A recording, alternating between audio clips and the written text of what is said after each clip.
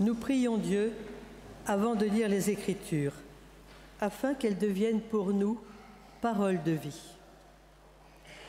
Père, ta parole est pour nous ferment du royaume et germe d'espérance. Que par ton esprit, nous la recevions avec simplicité et avec joie. Que cette parole nous fasse porter les fruits que tu attends. Nous te le demandons par Jésus-Christ, notre Seigneur. Amen. Je vais laisser Xavier.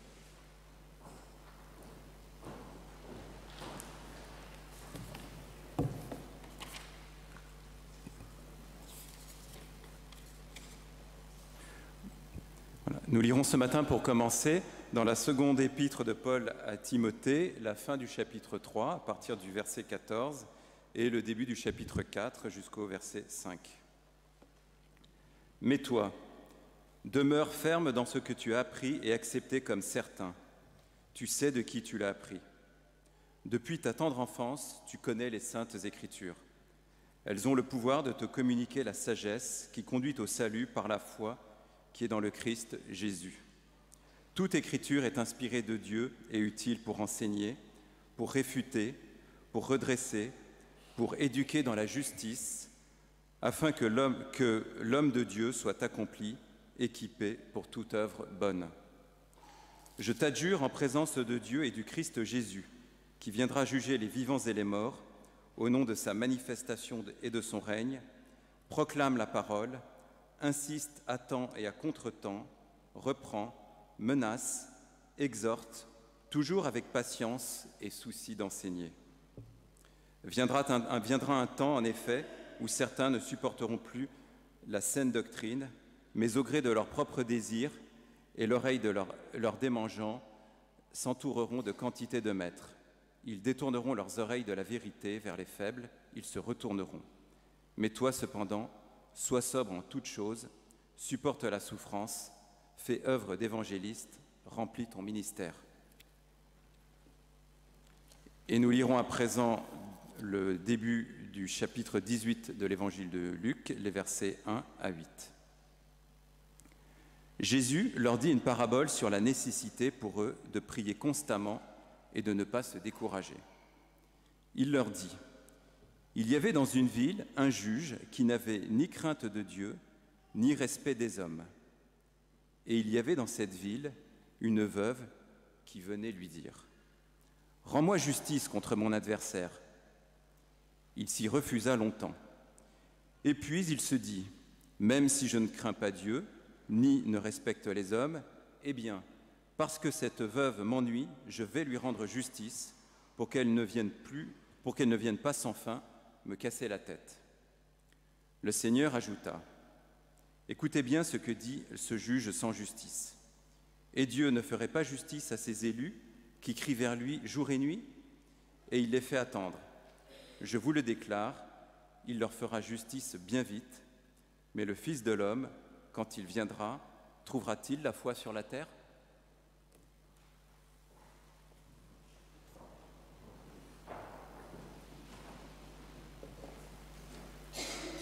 Et je vous invite à vous lever pour chanter « Mon Dieu, mon Père, écoute-moi, car ma prière monte vers toi. »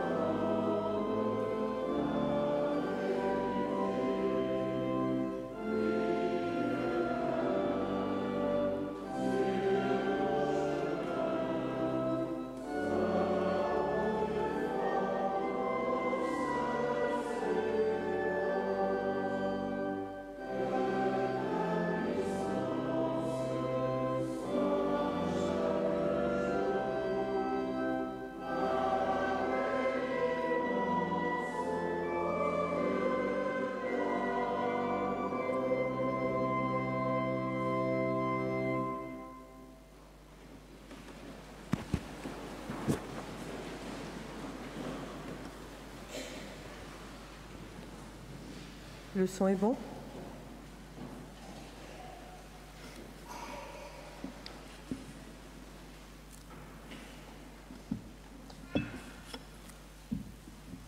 Comme pour plusieurs d'entre vous, les lieux de vacances l'été sont des lieux de passage, de séjour, d'accueil de plusieurs générations, parents et amis les uns des autres. Et cet été, dans mon statut de grand-mère et d'amie, j'ai été confrontée à 3 demandes de prière qui m'ont vraiment interpellée. On pourrait faire une prière. Infinie tristesse d'un enfant à la tombée du jour, loin de ses parents. Si on faisait une prière, angoisse d'un autre enfant qui apprend un soir une mauvaise nouvelle au téléphone. Je descends prier, angoisse de l'adulte réfugié dans sa cabine au cœur d'une terrible tempête en mer. Là, j'ai pensé à Paul. Faire une prière, oui, mais pourquoi prier? Pour quoi? J'ai donc choisi d'explorer plus particulièrement le premier et le dernier verset de ce chapitre de Luc, en effleurant seulement la parabole de cette veuve qui va tanner le juge jusqu'à obtenir gain de cause. Tant cette question de la prière et de la foi me semble aller de pair. Il faut prier sans cesse. Mais qu'est-ce que prier? Cette injonction de Jésus, il faut prier, ne dirait rien de la prière si la parabole utilisée ne mettait en scène une veuve, et non la veuve de un tel, c'est-à-dire, dans le contexte de l'époque, une femme anonyme en situation d'extrême précarité, d'extrême vulnérabilité, une pauvre femme qui n'a vraiment rien à perdre. Ne serait-ce pas là une première clé de compréhension? Prier, ce serait de se reconnaître tout petit, vulnérable, pauvre.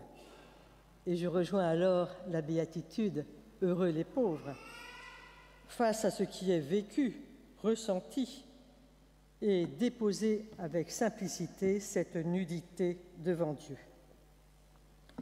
Comme cet enfant, à bout d'arguments dans son sentiment d'abandon, ici nous pourrions évoquer Job aussi, ou cet autre confronté à la violence de la maladie d'un être cher et qui vont déposer cette angoisse existentielle devant Dieu, comme aussi cet adulte dans l'ouragan. Si on faisait une prière,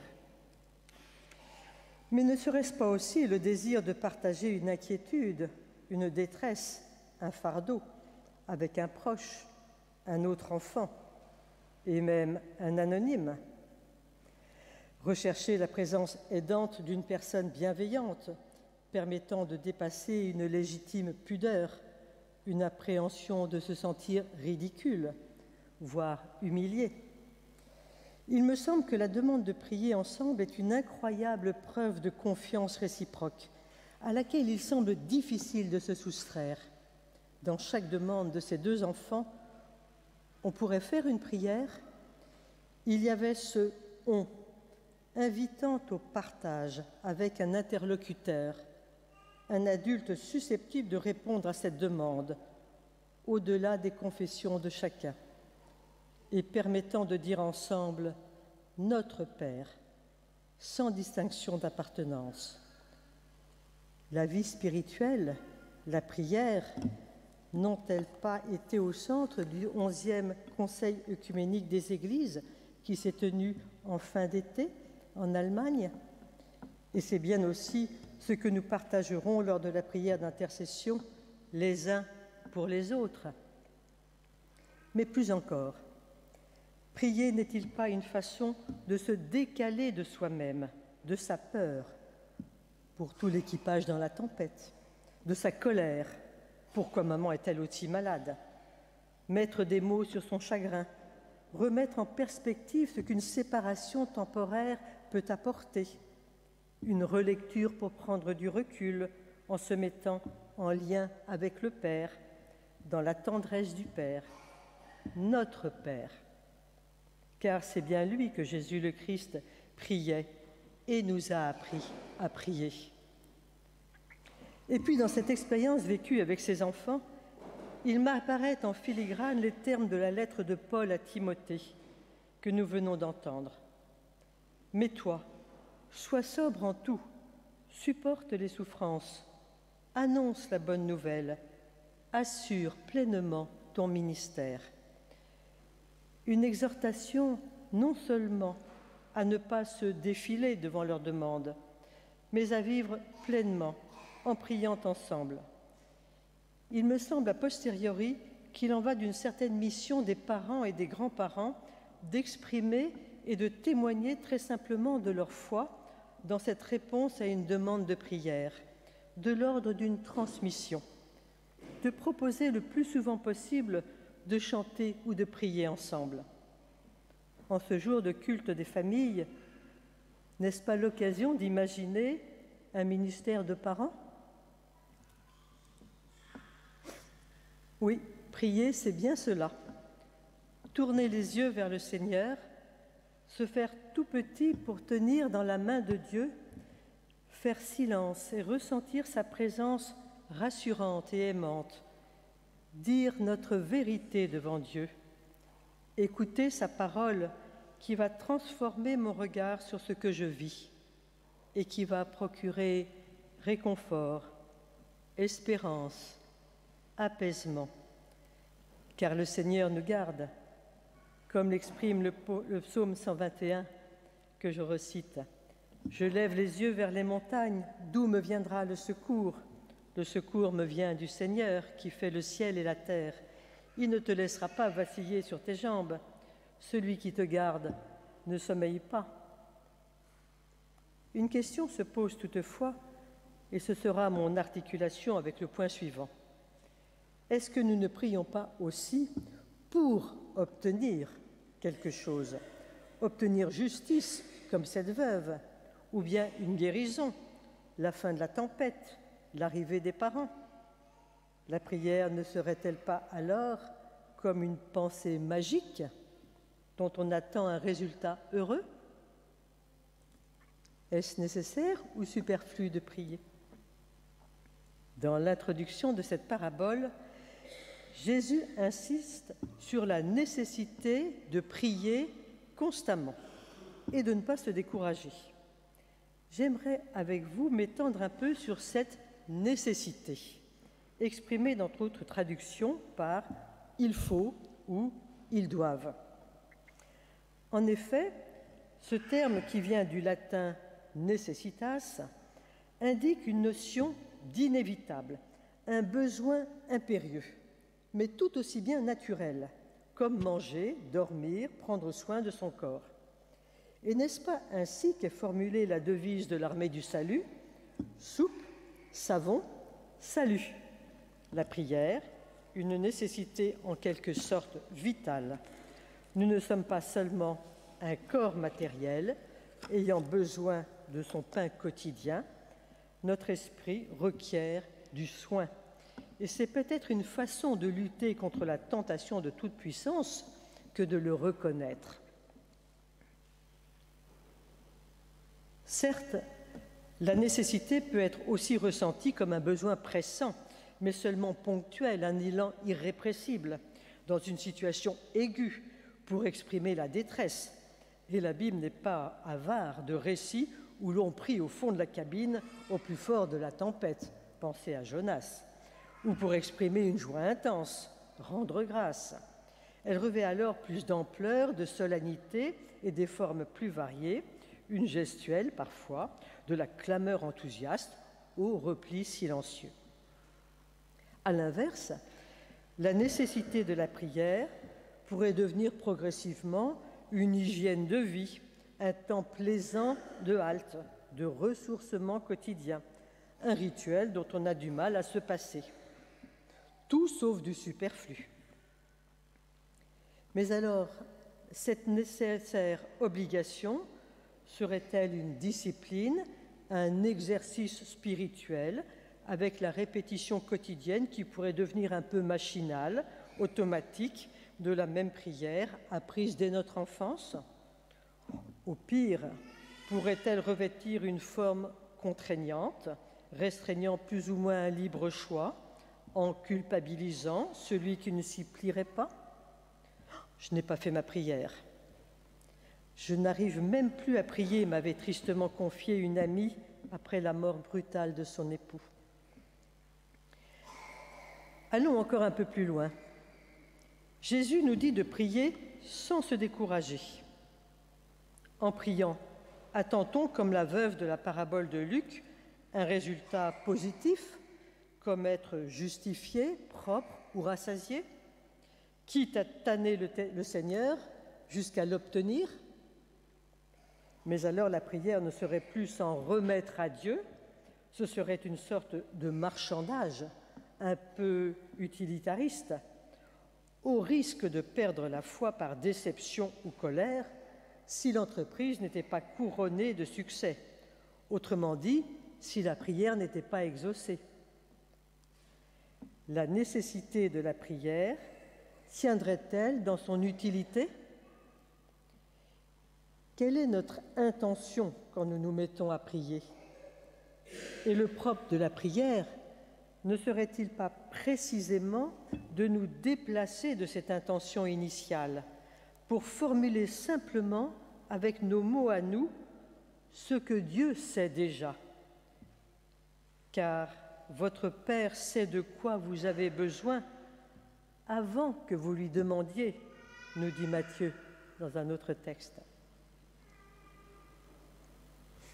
Car enfin, et ce sera l'articulation avec ma dernière piste, en nous tenant simplement devant Dieu dans l'intimité de la prière, en lui exposant nos besoins et nos combats, nos louanges et nos requêtes, ne sommes-nous pas déjà, en quelque sorte, pacifiés, exaucés par notre foi?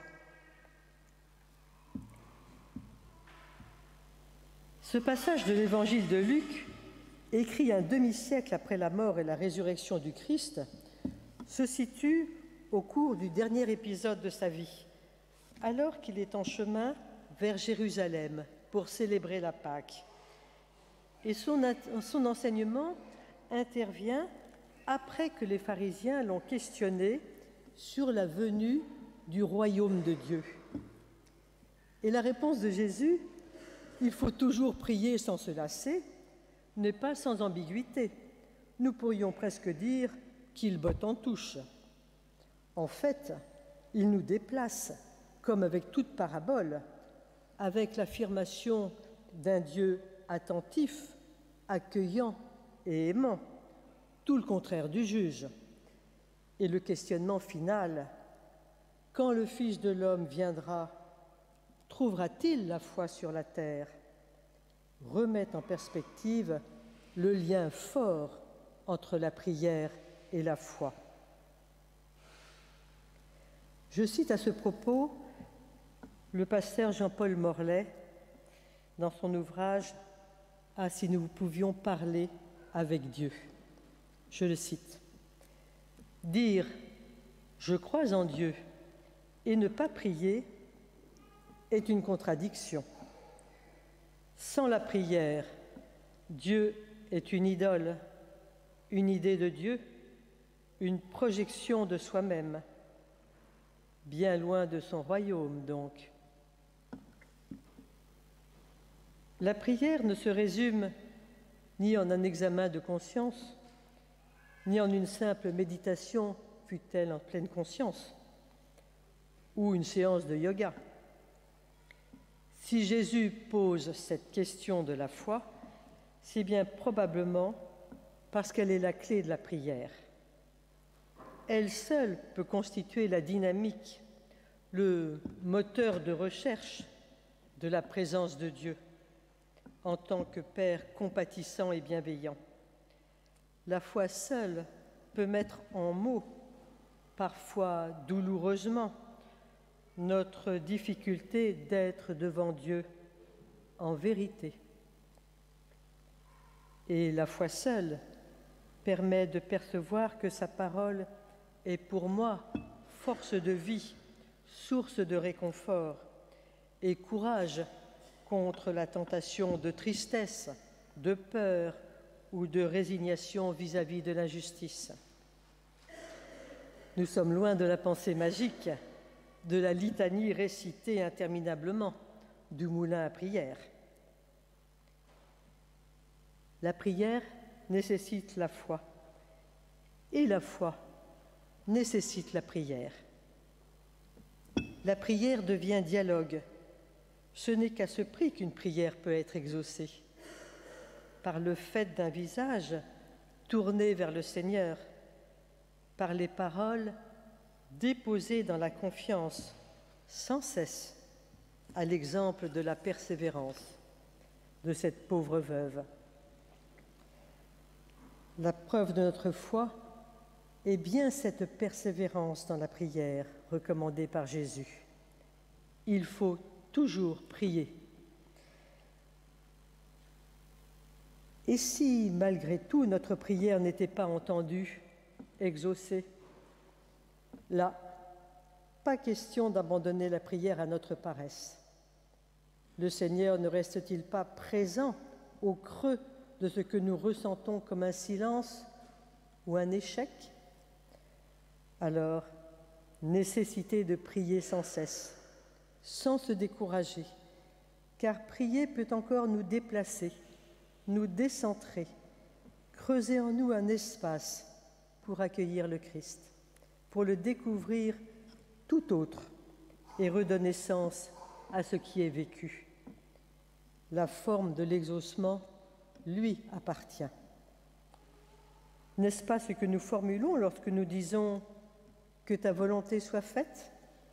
Non pas une volonté, une réponse arbitraire, mais notre capacité d'accueillir une autre réponse que celle attendue ou espérée. Une réponse qui permet de surmonter la peur, la peine, l'amertume et procure la paix. La confiance dans l'amour inconditionnel de Dieu en Jésus-Christ. C'est une bonne nouvelle à annoncer sans cesse. Alors oui, frères et sœurs, on va faire une prière. Faisons silence ensemble et écoutons ce que Dieu dit au plus profond de nous-mêmes. Il nous aime d'un amour infini. Amen.